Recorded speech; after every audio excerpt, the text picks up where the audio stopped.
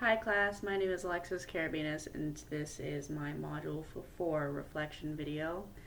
The first question we're asked to talk about is why is it important for a teacher to have a foundational knowledge of media technology, resolution, and compression? Well, media technology and resolution and compression all have to deal with files and uploading and sending files or images to people, and it's important because media is becoming a very big part of the educational world and it's changing all the time. So although it may seem like little tiny things that we have to remember, those can be the basis of how technology grows from here on out. So if I don't know what file a PDF goes to, or a document goes to, or a video goes to, then I'm just going to be scrambled on my computer not knowing where anything is. I kind of am like that, but I'm trying to learn how to figure out those differentiations, but I'm still learning, so it's okay. What did I learn from those sections? I learned that compression isn't a bad thing. I remember sending images to my email, to another email, and they would always say, what media file size would you like? Would you like a large, medium, small? I'm like, well, what's the difference? And sometimes if you go to a medium or small, it's not necessarily a bad thing. It's sending it easier or sending it in a good quality, even if it's smaller. The larger you go, the bigger the pixels will be, and it could be worse. So that was something I learned. Question number 2, describe your experience working with Prezi. I used Prezi once in high school years ago. Not that many years ago, like almost 4 now. And I don't remember using it. I always preferred PowerPoint just because it's slide, text, slide, text, slide, text. It wasn't zoom in, zoom out. And there was an easy file save situation. It took me 20 minutes to figure out how to save and copy my link from Prezi, but I'm also inexperienced with it, so who knows, maybe I can use this technique and like it better, and maybe my students will like it more. I don't know. I feel like PowerPoint, it's all right there, you can see all the points, and in Prezi sometimes like one slide, you would call it, would have like 3 other slides to branch out, and I feel like my students or myself would get lost saying, I never saw that information. Well, it was on the next part of that slide. So that was the only challenges, was copying and adding another slide to my presentation. So they have templates where you can choose what style you want, and I found one that had 6 already on there, and the paths should include 7 to 10 paths over what we were talking about. I talked about podcasts. That was one of the recommended things to talk about a technology, so I figured I can find a lot of information about that. And I'm like, I have 6 paths.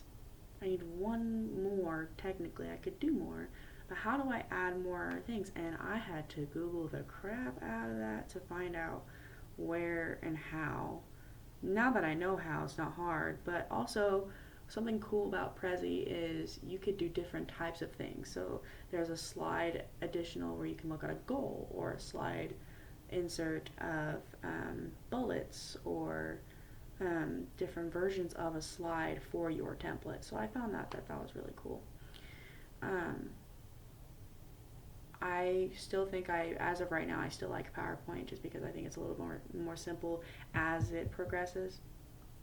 And simple to me, especially as a student, is very helpful, and I'm assuming that being a teacher I'll need to have simple things as well.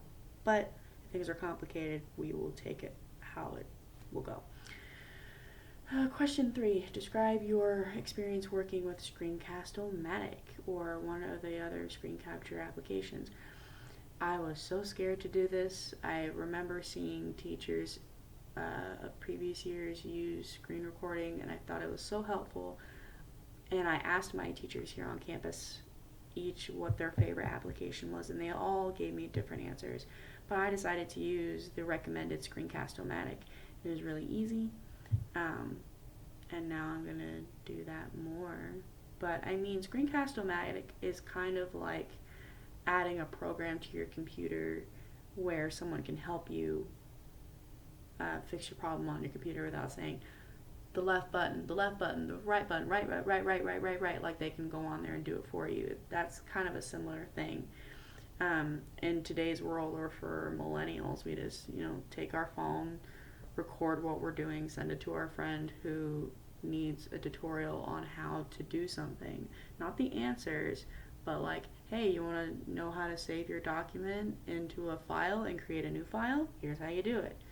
So it's just a more professional way to do a screencast recording. I just got done with statistics over the summer, and statistics is not an easy thing to do, and you can get stuck very quickly.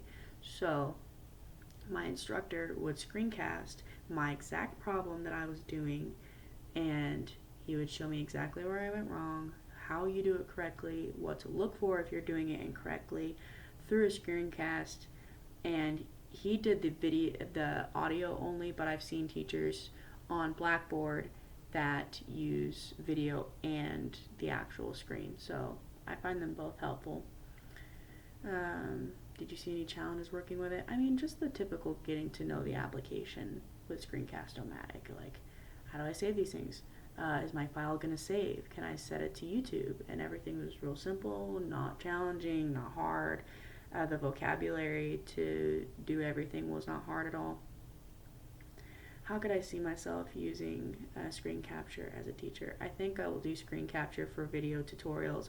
I'm studying to be an art teacher, and a lot of students that my art teachers have to do is kids missing class and missing the tutorial on how to do a project. And sometimes that demo day is really important because they only do that demo once. Yes, they'll help you, but you really have to pay attention to that demo, and having a screen recording of that demo that they can constantly go back on is really helpful. And also, because we're college students, we have other things that we have to do other than our major most of the time.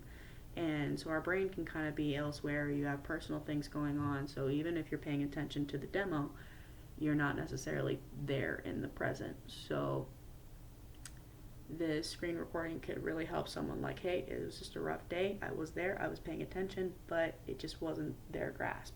And then teachers can do other types of tutorials that they didn't do in the classroom. So say I teach a certain way about a subject, but I have some students who are not grasping the objective at all.